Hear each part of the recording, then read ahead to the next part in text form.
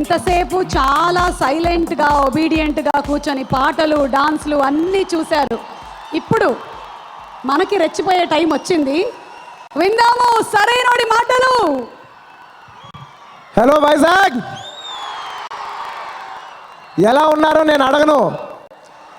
చొక్కాలు తడిసిపోయి ఉంటాయి, నాకు కూడా తడిసిపోయింది. ఈ వెదర్కి సూట్ కాకపోయినా సూట్ వేసుకొచ్చా. స్టైలిష్ స్టార్ అంటారు కదా, తప్పదు. ఈ ఫంక్షన్కి చీఫ్ గెస్ట్గా వచ్చిన మన మెగాస్టార్ చిరంజీవి గారికి, అలాగే గంటా శ్రీనివాస్ గారికి, సుబ్బరామ్ రెడ్డి గారికి,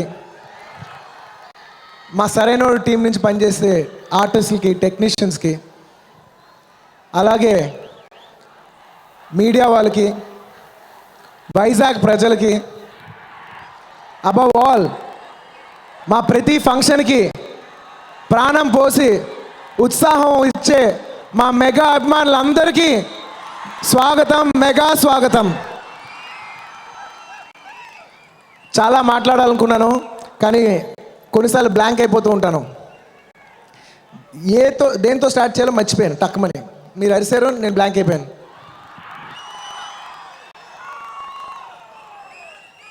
birthday boy birthday cake cut చేసినట్టు ఇవాళ ఆడియో సెలబ్రేషన్. దానికి ఫస్ట్ తమన్తో మాట్లాడతాను. తమన్, నువ్వు ఎంత సాలిడ్గా ఉంటావో నీ మ్యూజిక్ కూడా ఇవాళ అంత సాలిడ్గా ఉంది. ఈ సినిమా గురించి అనుకున్నప్పుడు మేము అనుకున్నాం, ఈ సినిమాకి ఎవరు కరెక్ట్ ఎవరు మ్యూజిక్ డైరెక్ట్ అయితే బాగుంటుందంటే అందరు యునానిమస్ ఉన్నాం, ఈ ఆడియోకి సరైన వాడు మాత్రం తమన్నే అని. Thaman, thank you so much for giving an amazing audio.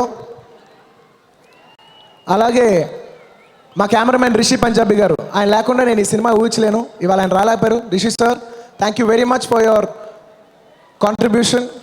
And అలాగే నా ఆర్ట్ డైరెక్టర్ రాజీవన్ గారు. Rajeev sir, thank you so much. నాకు తెలుసు చాలా బోరింగ్ టాపిక్, ప్రతి హీరో స్టేజ్ పైన నుంచి వాళ్ళ టెక్నీషియన్స్ గురించి చెప్తూ ఉంటారు, మీకు చాలా బోర్ కొడుతుంది, కానీ తప్పదు, అది నా బాధ్యత. అండ్ ఈ సినిమాలో ఫైట్స్ చేసిన రామ్ లక్ష్మణ్ గారికి, అలాగే ఇంకెవరైనా టెక్నీషియన్స్ మర్చిపోయి ఉంటే క్షమించండి. ఈ సినిమాలో పనిచేసిన అందరి టెక్నీషియన్స్కి అందరికీ మనస్ఫూర్తిగా సభాముఖంగా ధన్యవాదాలు తెలియజేసుకుంటున్నాను. అండ్ ఇంకా ఆర్టిస్ట్ విషయాలకు వస్తే, నాకు నిజంగా ఆర్టిస్ట్ గురించి చెప్పే ముందు ఒక విషయం చెప్తాను. నాకు ఎప్పటి నుంచో ఈ సినిమా చేస్తున్నప్పటి నుంచి నాకు ఒక కోరిక ఉండేది. ఎందుకో తెలీదు, ఈ సినిమా ఆడియో ఫంక్షన్ మాత్రం వైజాగ్లో జరగాలి. ఎందుకు? రీజన్ లేదు. నిజంగా ఎందుకో తెలియదు, రీజన్ లేదు. ఈ ఫంక్షన్ మాత్రం ఆడియో వైజాగ్లో జరగాలి. ఎందుకు వైజాగ్ నాకు తెలియదు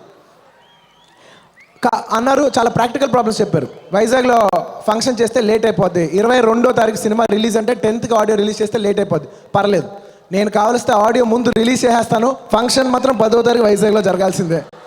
ఈ సినిమా జరిగే ఫస్ట్ పబ్లిక్ ఫంక్షన్ మాత్రం వైజాగ్లో జరగాల్సిందే. నా బలమైన కోరిక, నిజంగా నా బలమైన కోరిక ఇవాళ నెరవేర్చినందుకు నేను చాలా చాలా చాలా చాలా చాలా ఆనందంగా ఉంది. Thank you everybody for making this audio celebrations a huge success.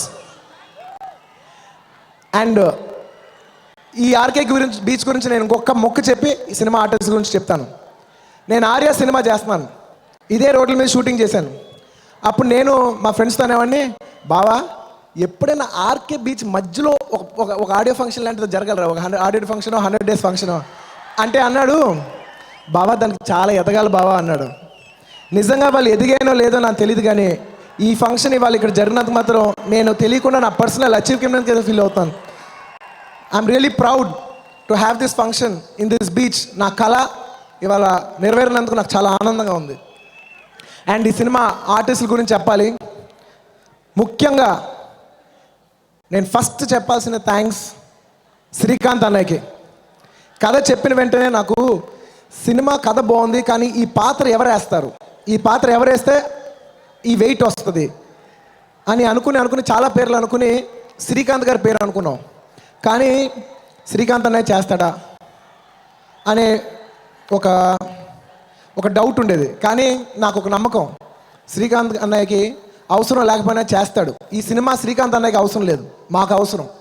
నిజంగా మా అవసరం కోసం వచ్చి ఈ సినిమా చేసిన శ్రీకాంత్ అన్నయ్య గారికి, అన్నయ్య అందరు చెప్పినట్టు నువ్వు పాజిటివ్ సోల్.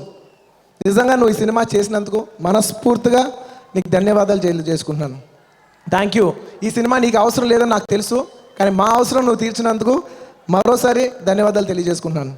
అలాగే ఇతర రాష్ట్రాల్లో ఒక పెద్ద హీరోగా చేస్తూ ఈ సినిమాలో ఒక వెరీ ఇంపార్టెంట్ పవర్ఫుల్ రోల్ ఆది పినిశెట్టి చేశాడు.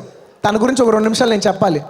నేను తను చిన్నప్పటి నుంచి కలిసి చదువుకోలేదు, కానీ ఇద్దరు కలిసి కరాటే నేర్చుకునే వాళ్ళం. వాళ్ళ ఫాదరు మా ఫాదర్ బెస్ట్ ఫ్రెండ్స్, మేము ఇద్దరు కలిసి పెరిగాం చెన్నైలో. నా చైల్డ్హుడ్ ఫ్రెండ్తో నేను ఇవాళ సినిమా చేస్తాను నేను ఎప్పుడు కళ్ళలో కూడా ఊహించలేదు. అలాంటి ఆదికి యాక్చువల్లీ ఈ సినిమా చేయటం పెద్ద అవసరం లేదు. నిజంగా మేము రిక్వెస్ట్ చేయటం వల్ల అండ్ క్యారెక్టర్ బాగుండటం వల్ల, అది కూడా ఉంది. క్యారెక్టర్ ఎంత బాగుంటుందంటే నేను డైరెక్టర్ గారి దగ్గర అన్నాను, సార్ ఇదే సినిమా వేరే భాషలో ఎవరైనా హీరో చేస్తే నేను ఈ విలన్ క్యారెక్టర్ వేయడానికి నాకు చాలా ఇష్టం సార్. అంత బాగుంది ఈ పవర్ఫుల్ క్యారెక్టర్, నాకు అంత ఇష్టం. ఆయన కథ చెప్పిన ప్రతిసారి ఆ విలన్ ఎక్స్ప్రెషన్స్ ఎలా ఉంటాయంటే ఎవడో అండ్ ఆ యాటిట్యూడు, ఆ పొగరు నాకు బాగా నచ్చేది. సో నాకు అంత నచ్చిన క్యారెక్టరు తను వచ్చి దానికి లైఫ్ పోసినందుకు అది thank you so much, thank you so much.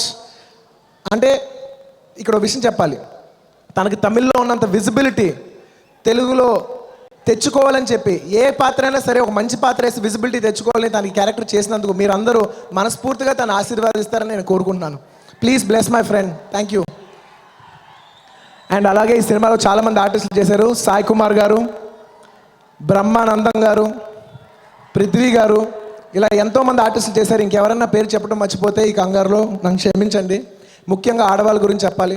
ఈ సినిమాలో పెద్దవారు అన్నపూర్ణమ్మ గారు, ఇలాంటి చాలామంది ఆడవాళ్ళ గురించి చెప్పాలి. ఆడవాళ్ళ గురించి చెప్తే ఇంకా మెయిన్ చెప్పాల్సింది రకుల్ గురించి. రకుల్ ప్రీత్ సింగ్. రకుల్ ఎంత అందగత్తో అంత తెలివైంది. ఎంత తెలివైందో అంతకంటే మించి మంచిది. నిజంగా చాలామంది అమ్మాయిలు చూస్తుంటాం, తెలివైన వాళ్ళు ఉంటారు, అందమైన వాళ్ళు ఉంటారు, కానీ మంచి వాళ్ళు చాలా తక్కువ మంది ఉంటారు. తెలివి, అందం, మంచి 3 కలిసిన అమ్మాయి Rakul. So I wish you all the success. అలాగే ఈ సినిమాకి ఎంతో కష్టపడిన క్యాథరిన్ తెరెసా, పాపం ఇవాళ షూటింగ్ ఉండి రాలేకపోయింది. Thank you Catherine for your contribution to this film. And ఇంకెవరి గురించి అండ్ స్పెషల్ సాంగ్ చేసిన అంజలి గారికి నా తరపున మా టీం తరపున ధన్యవాదాలు తెలియజేసుకుంటున్నాను. కంగారు పెట్టేకండి, ఓ స్లిప్లు వచ్చేస్తాయి. ఇది చెప్పండి, అది చెప్పండి, అది చెప్పండి, ఇది చెప్పండి, అన్నీ అలా చెప్పేస్తాం. అండ్ నేను అందరి గురించి మాట్లాడాను. నేను లాస్ట్లో చెప్పాల్సింది మా డైరెక్టర్ బోయపాటి శ్రీను గారి గురించి. నేను బోయపాటి శ్రీను గారు ఈ సినిమా స్టార్ట్ చేస్తున్నామని చెప్పిన వెంటనే చాలామంది అడిగారు, సార్ మీరిద్దరు కాంబినేషన్ మంచి క్రేజ్ వస్తుంది సార్, కానీ మీరిద్దరు కలిసి ఏం చేస్తారు? మీరేమో కొంత ఫ్యామిలీస్ యూత్ ఫ్లేవర్ ఉంటుంది, ఆయనేమో బాగా మాస్ ఉంటుంది. మీరిద్దరు కలిసి ఏం చేస్తారంటే, మీరు సినిమా చూడండి మీకు తెలుస్తుంది ఏంటో. బోయపాటి శ్రీను గారు అంటే అందరూ మాస్ సినిమా అనుకుంటారు, ఆయన ఎప్పుడు హీరో బట్టి డిజైన్ చేస్తారు. హీరోకి ఏ ఇమేజ్ ఉంటుందో ఆ ఇమేజ్ బట్టి సినిమా డిజైన్ చేస్తారు. ఈ సినిమా తర్వాత మీరు చెప్తారు, Boyapati Srinu just mass director, ఊర మాస్ డైరెక్టరే కాదు, ఆల్రౌండర్ డైరెక్టర్ అనిపించుకుంటారు. కాన్ఫిడెన్స్ నాకు ఉంది. డెఫినెట్లీ ఈ సినిమా మాస్, ఊరం మాస్, ఫ్యామిలీ ఎంటర్టైనర్ సినిమా. సమ్మర్కి వచ్చే ఒక కంప్లీట్ ఫ్యామిలీతో వచ్చే U/A సర్టిఫికేట్ వచ్చే ఫ్యామిలీ ఎంటర్టైనర్ సినిమా ఈ ఏప్రిల్ 22వ తారీఖున రాబోతున్నాం. డెఫినెట్లీ మీ ఆశీస్సులు ఉంటుందని కోరుకుంటూ, ఆబ్వియస్లీ లాస్ట్లో ఎప్పుడు చిరంజీవి గారి గురించే మాట్లాడతాం, కానీ దాని గురించి చెప్పే లోపల గీతా ఆర్ట్స్ గురించి చెప్పాలి. మా నాన్నగారు బ్యానరు, నా సొంత విషయం గురించి మాట్లాడుకున్నట్టు ఉన్నా కూడా మాట్లాడతాను, ఎందుకంటే చెప్పాల్సిన స్టేజు టైం ఇది. గీతా ఆర్ట్స్లో నేను చేసే 3వ సినిమా ఇది. అండ్ పాపం నిజంగా మా నాన్నగారు ఎప్పుడు నా మార్కెట్ ఎక్స్ ఉంటే దానిపైన ఓ 10 రూపాయలు ఎక్కువ ఖర్చు పెడతారు. కొరుకు కాకపోతే ఎవరు ఖర్చు పెడతారు బాస్.